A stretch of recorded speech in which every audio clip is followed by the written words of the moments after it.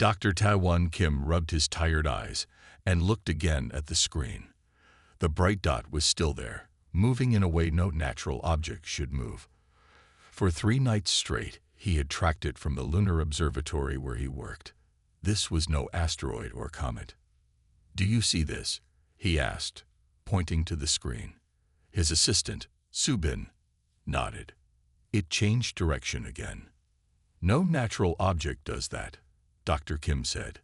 "This is controlled flight." The lunar observatory, built on the far side of the moon, was Earth's best tool for deep space watching. Dr. Kim had been its lead scientist for 5 years. Today might be the most important day of his career. "We need to send this data to Earth right away," he said. On Earth, Lieutenant Jewry Park was finishing her morning run when her phone buzzed. She stopped, breathing hard, and looked at the message. Her commander needed her at the base immediately. No explanation given.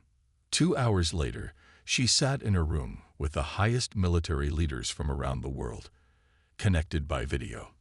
On the main screen was the lunar observatory data. "The object is roughly 2 kilometers long," said the general. "It's slowing down as it approaches our solar system. And as Dr. Kim has confirmed, it's changing direction in ways that prove intelligent control." Jewry spoke up. "Have we tried to communicate with it? Every possible frequency and method." Someone answered. No response. "So what do we do?" asked another voice. "Lieutenant Park," said the general, "you've been chosen to lead a special team. Your job is to create a first contact protocol. We need to be ready for anything." Jewry nodded, her heart racing. She had trained for many things in the Korean Space Defense Force, but not this. Over the next week, the object moved closer. News channels around the world showed the same grainy images from space telescopes. Some people panicked. Others celebrated. Many just waited. Dr. Kim barely slept. From his position on the moon, he had the clearest view as the alien ship finally entered Earth orbit. It was massive and dark, with strange patterns across its surface that seemed to shift and change when watched too long. "It's deploying something," Subin said, pointing at the screen. Small objects, hundreds of them, separated from the main ship. They formed a grid pattern around Earth, evenly spaced. On Earth, Jewry watched the same images from her command center. Her team had prepared 3 possible contact approaches, but none were needed yet. The aliens hadn't made any moves toward communication. "What are they doing?" asked her team member Do-hyun. "It looks like a scanning pattern," Jewry said. "They're studying us." Dr. Kim's analysis confirmed this. The small ships were sending signals toward Earth and receiving data back. They were creating a detailed map of the planet. "But what are they looking for?" Subin asked. Dr. Kim shook his head. "Resources, perhaps. Life forms. Threats. We can only guess." World leaders tried to appear calm on television, but Jewry saw the fear in their eyes during private briefings. No one knew what to do except wait. On the 7th day, Jewry was woken by alarms. She ran to the command center in her nightclothes.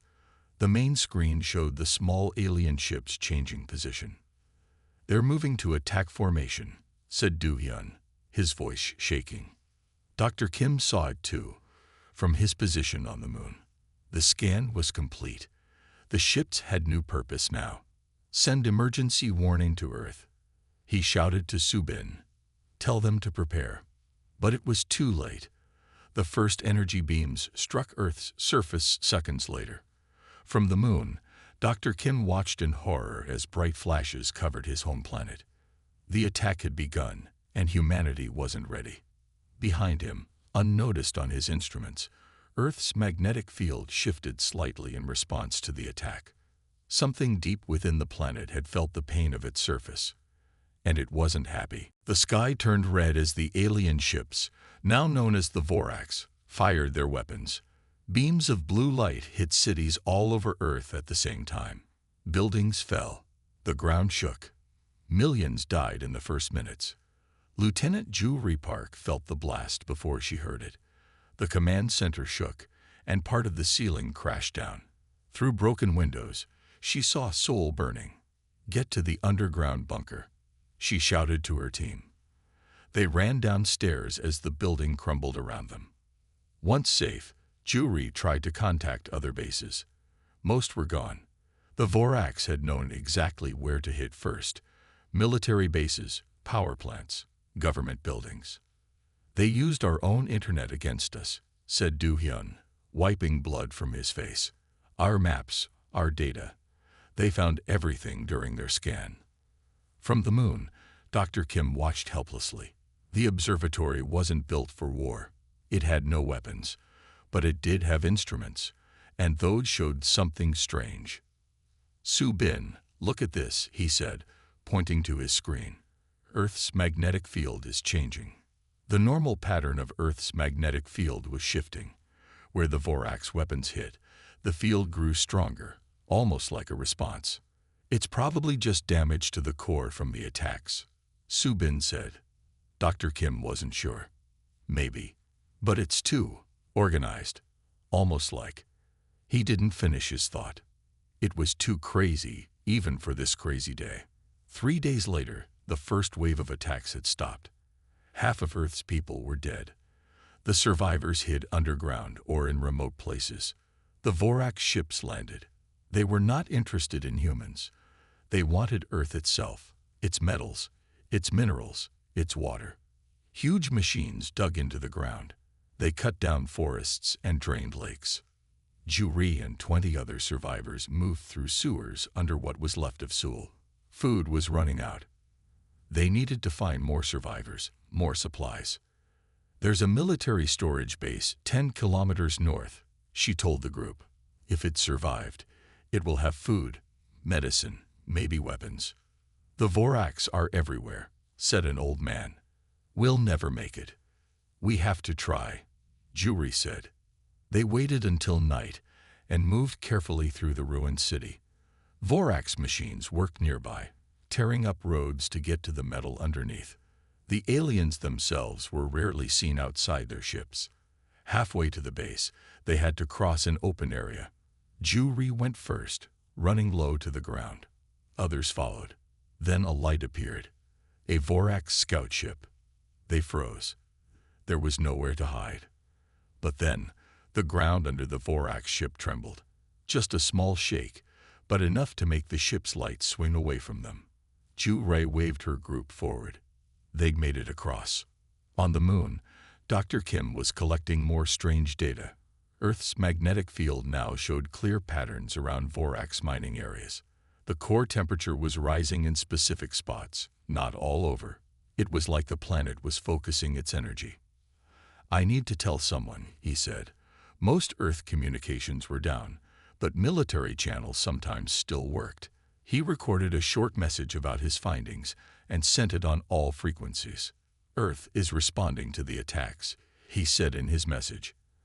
"I don't know how, but the planet's core is changing. These are not random effects. There's a pattern. It's almost like Earth is waking up." The message went out. Dr. Kim didn't know if anyone would hear it. He didn't know if it mattered. But he kept watching his instruments, kept recording the changes. Deep underground, far below where the Voraks could scan, something was happening. Earth's inner core, normally solid iron, was changing its spin ever so slightly. Energy patterns never seen before moved through the outer core's liquid metal. For 4 billion years, Earth had been just a planet. Now, facing destruction, it was becoming something more. The Voraks had made a terrible mistake. They hadn't just attacked a planet. They had awakened it. 3 months after the Voraks attack, Han Sol-Lee led his small group deeper into the cave system. Once, he had been a geologist studying these very caves. Now, they were home to 37 survivors. "The air is good here," Han Sol said, checking his old equipment. "And the Voraks don't seem to scan this deep." The caves stretched for miles under the mountains of what was once South Korea. Han Sol knew them better than anyone. That knowledge had kept his group alive. "I found more of those glowing mushrooms," said Young Mei, holding up a basket. The strange fungi had appeared in the caves after the attack. They gave off enough light to see by and were safe to eat. Good, Hansol said. Add them to our food stores. Life underground was hard but possible. They had found underground streams for water. The cave temperature stayed the same all year. And most importantly, the Vorax couldn't find them. That night, as most of the group slept, Hansol heard a noise from one of the tunnel entrances. He grabbed a makeshift spear and went to look. A woman stumbled into the light, dirty and exhausted. She wore torn military clothes. "Who are you?" Hansol asked, keeping his distance. "Jin Yun," she said. "Communications specialist. My group was attacked 3 days ago. I'm the only one left." Hansol lowered his spear and helped her sit. Young maid brought water. "The Vorax?" he asked. Jinna shook her head. "Not directly. We were hiding in a basement. The ground. It moved. The building collapsed. But the strange thing was, it only collapsed on one side. Like the earth was making a path for me to escape." Hansol looked doubtful. "Lucky coincidence." "Maybe," Jinna said. "But I've seen other things. Vorax machines breaking down for no reason. Ground opening up under their ships. And I received a partial message from the moon." This caught Hansol's attention. "The moon. Someone's alive up there." Jinna nodded. "A scientist. Dr. Kim. He says Earth's magnetic field is changing. He thinks the planet is responding to the invasion." Yummi laughed. "Earth is just a big rock." "I'm just telling you what I heard," Jinna said. The message was broken, but he had data showing changes in the core, concentrated around Vorax mining sites. Hansol thought about this. As a geologist, he knew the Earth was more complex than most people realized. But conscious, responding, that was crazy. Yet he had noticed things too. Cave passages that seemed to open when needed, underground streams that hadn't been there before, the new glowing mushrooms. The next day, Hansol took Jinna to his equipment room. Old seismic monitors and geological tools lined the walls. "Most of these still work," he said. "I've been tracking ground movements. Look at this." He showed her a map marked with red dots. "Earthquakes?" Jinna asked. "Yes, but not natural ones. They all happen near Vorax mining operations, and they're too regular, too precise." Jinna studied the map, just like Dr. Kim said in his message. Hansol wasn't convinced yet. "I need more data. Can you remember anything else from that moon message?" Jinna closed her eyes, thinking. He said the magnetic changes were like a neural network, like brain patterns. Hansol was silent for a long time. Finally, he said, "We need to test this." Over the next week, they set up more sensors around the cave system. If Earth was really responding, they needed to understand how and why. Meanwhile, on the surface, the Vorax continued their mining. They had no interest in the few humans left. Humans were just small animals to them, not worth hunting. They didn't realize that these small animals understood the planet in ways the Vorax never could. They didn't know that in the deep caves, humans were beginning to communicate with Earth itself. And they had no idea what was growing deep in the planet's core. A new kind of awareness, born from billions of years of silent existence, and now awakened by pain and the threat of destruction. Earth was changing, and it was angry. 6 months after the Vorax arrived, strange things began to happen on Earth's surface.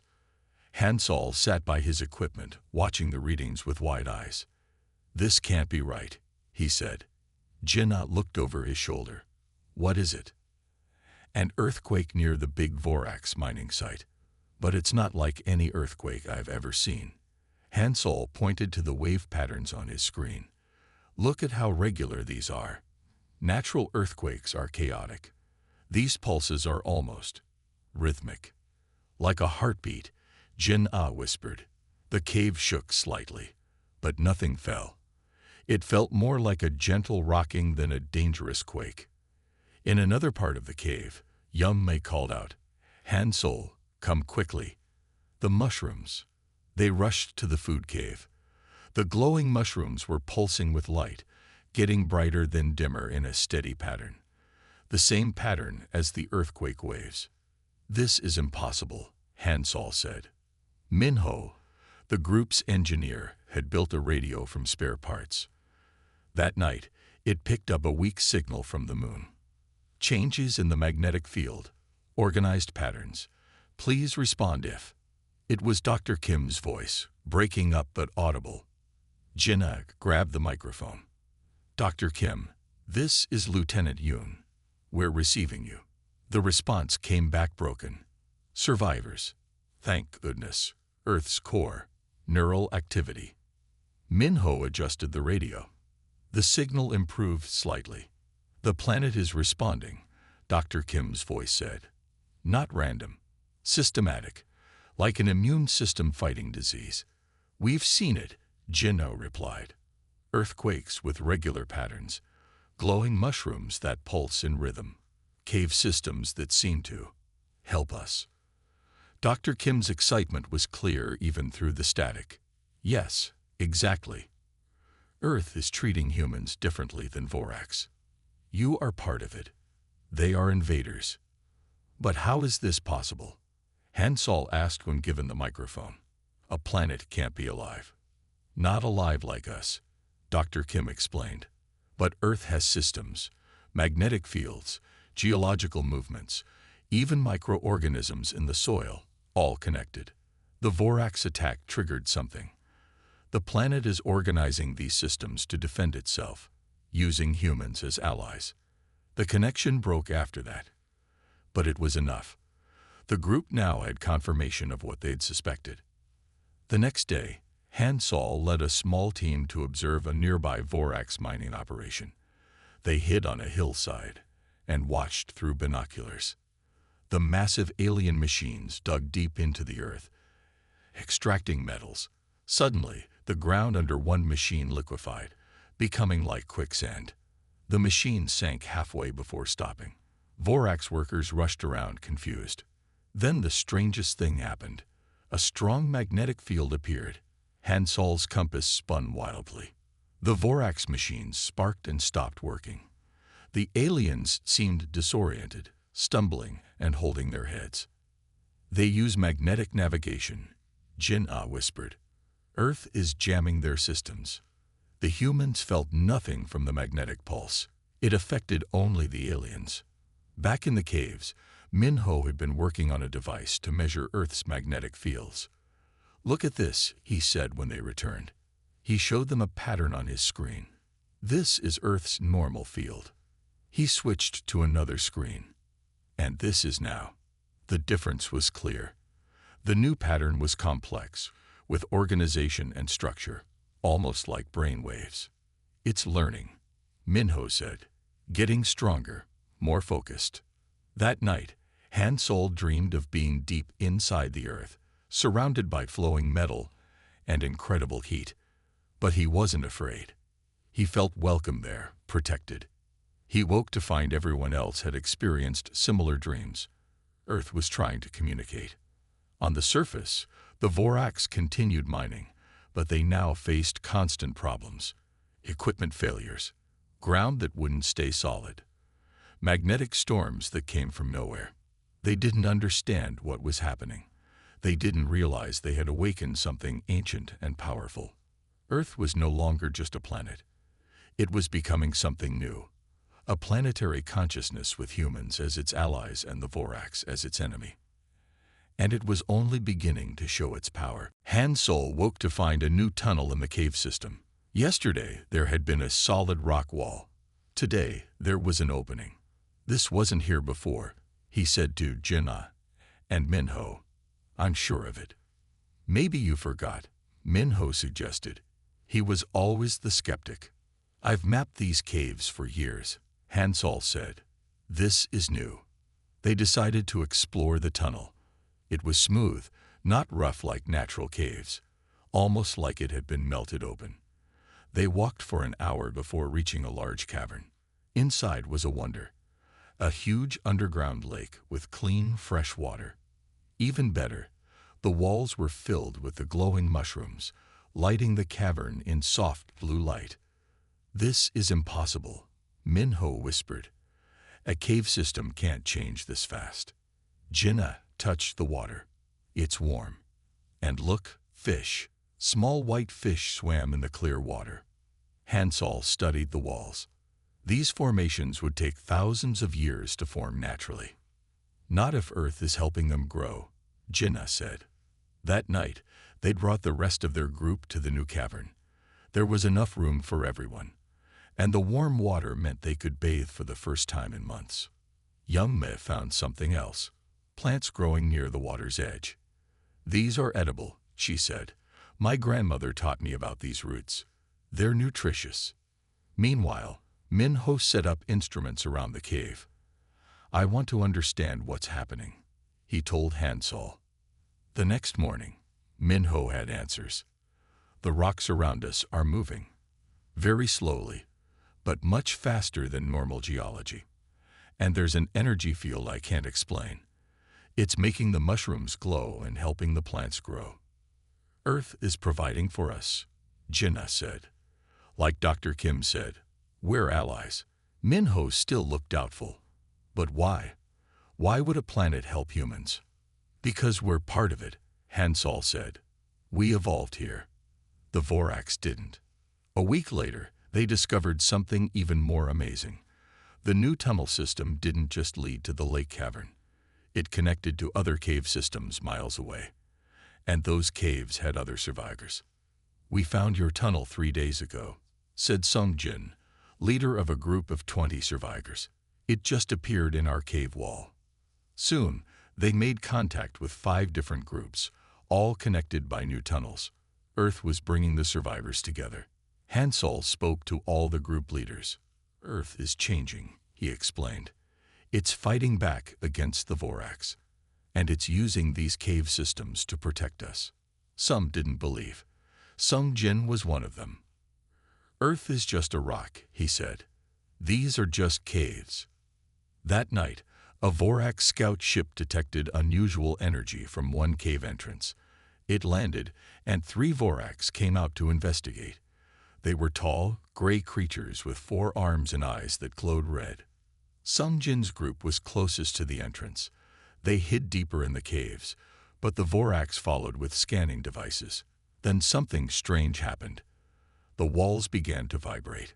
Small rocks fell from the ceiling, forcing the Vorax to move in certain directions. When one alien tried to go down a tunnel toward where children were hiding, the tunnel collapsed, blocking the way. The vibrations grew stronger. The Vorax stumbled, confused. Their scanning devices sparked and died. Then the ground under them became soft. They sank up to their knees, trapped. Sung Jin and his people escaped through another tunnel, one that hadn't existed an hour before. When he reached Hansol's group, Sung Jin's eyes were wide with amazement. "You were right," he said. "The Earth protected us. It trapped the Vorax but showed us a way out." Hansol nodded. "It's learning. Getting smarter. The Vorax heard it, and now it's fighting back." Jinnah looked thoughtful. "If Earth is helping all humans this way, maybe we're not just hiding anymore. Maybe we're part of something bigger." She was right. All across the planet, survivors were finding strange new caves, fresh water sources, edible plants in impossible places. Earth was keeping its human allies alive. And it was preparing for something more. 1 year after the Vorax invasion, Earth changed its strategy. It was no longer just protecting humans. It was fighting back. Hansol and Jinnah stood on a hill, watching a Vorax mining operation in the valley below. They had come to collect data, but what they saw left them speechless. The huge Vorax machine was digging deep into the ground when the Earth suddenly opened beneath it. Not a small hole, but a massive pit that swallowed the machine whole. The Vorax workers ran in panic. "Earth created that sinkhole," Hansol whispered. "On purpose." Jinnah nodded. "Look at how precise it is. The pit is exactly the size of the machine. Nothing else was damaged. They watched as the ground closed again, burying the machine forever. Back in the cave system, which the survivors now called Haven, they shared what they had seen with the others. Over 200 people now lived in Haven, connected by Earth's growing tunnel network. "It's not just happening here," said Sung Jin, who had fully joined their cause. "My radio team has made contact with survivors in other countries. They've seen the same things: Vorax ships hit by lightning storms, mining operations flooded by sudden underground rivers, volcanoes erupting exactly where Vorax bases are built." Minho, who had finally accepted that Earth was conscious, showed them his latest readings. Earth's magnetic field is now 10 times stronger than normal in some places. And look at these patterns.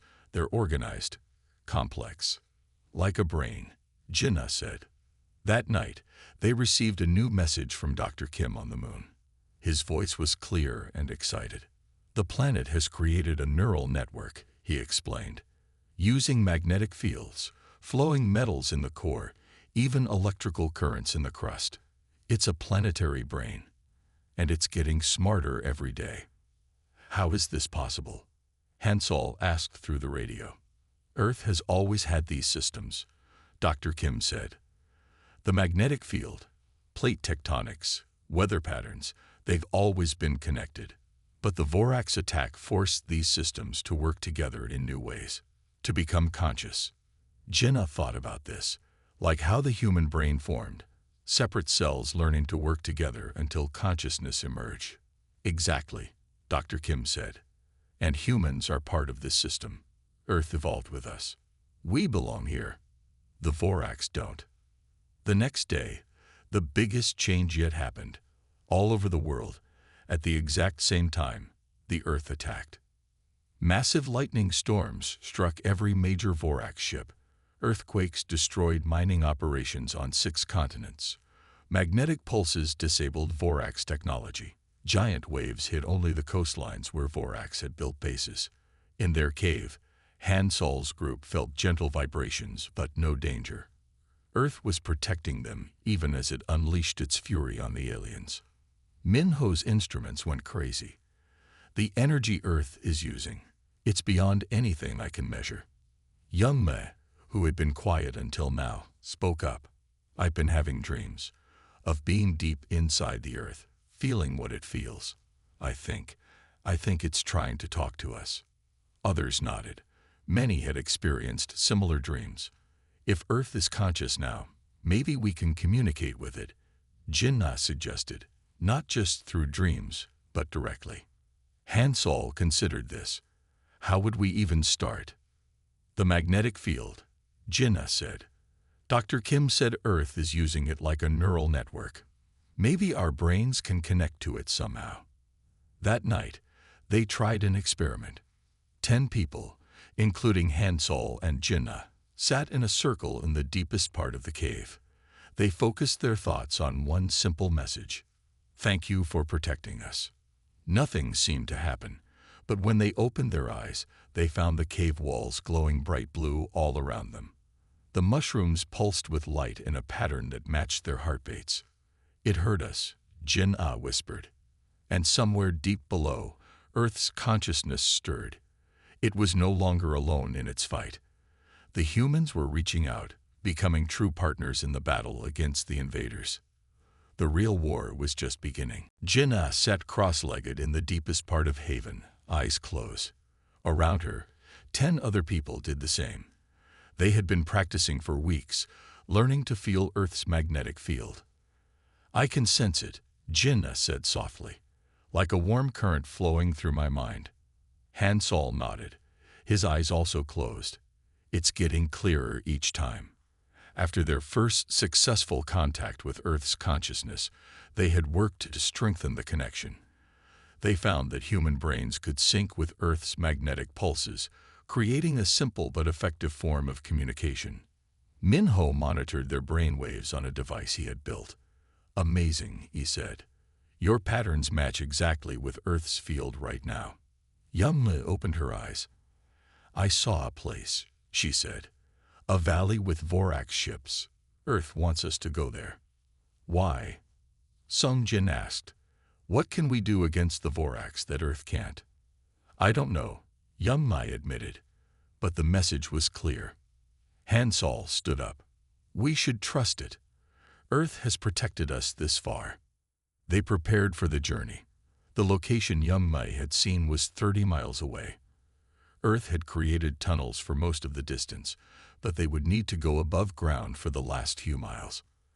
As they traveled through the tunnels, Jinna practiced the new communication technique. When they reached a fork in the path, she closed her eyes and asked Earth which way to go. The answer came as a gentle magnetic pull to the right. This way, she said, leading the group. Minho, still the most scientific of the group, tested these directions. Earth is guiding us along the safest route, he concluded, avoiding Vorax patrols above. When they finally reached the end of the tunnel system, they found supplies waiting for them. Water containers filled from underground springs and bags made of strange plant fibers, filled with dried mushrooms for food. Earth prepared for our journey, Han Sol said. They moved carefully above ground, staying hidden. Jinna kept her mind open to Earth's guidance, feeling warnings when danger was near. Twice, they changed direction just minutes before Vorax scouts passed by. Finally, they reached the valley Young Mai had seen in her vision. 3 large Vorax ships sat on the ground. Aliens moved around them, loading extracted minerals. Now what? Sung Jin whispered. What does Earth want us to do? Jinna closed her eyes, seeking guidance. The answer came not as words but as a feeling, a knowledge. We need to place Minho's devices, she said, the ones that measure Earth's magnetic field. Minho looked surprised. My sensors? Why? Earth wants to see through them. Jinna struggled to explain. Use them to focus its energy. They understood then. Earth's consciousness was still new, still learning. It needed help to direct its power precisely. That night, they split into pairs. Each pair carried one of Minho's sensing devices. Following Earth's guidance through Jinna, they placed the devices in a circle around the Vorax ships. Now what? Han Sol asked when they regrouped safely away from the valley. Jinna closed her eyes again. Now we connect, she said, all of us together. The 10 humans sat in a circle, just as they had practiced in Haven. They focused their minds, synchronizing with Earth's magnetic field. Through their shared connection, they sent Earth a simple message. We are ready. The response was immediate and powerful. The ground began to shake, but not like a normal earthquake. This was controlled, precise. The Earth under the Vorax ships liquefied into quicksand. At the same time, the sky darkened as storm clouds formed directly overhead. Lightning struck the ships again and again. The humans felt Earth's raw power flowing through their connection.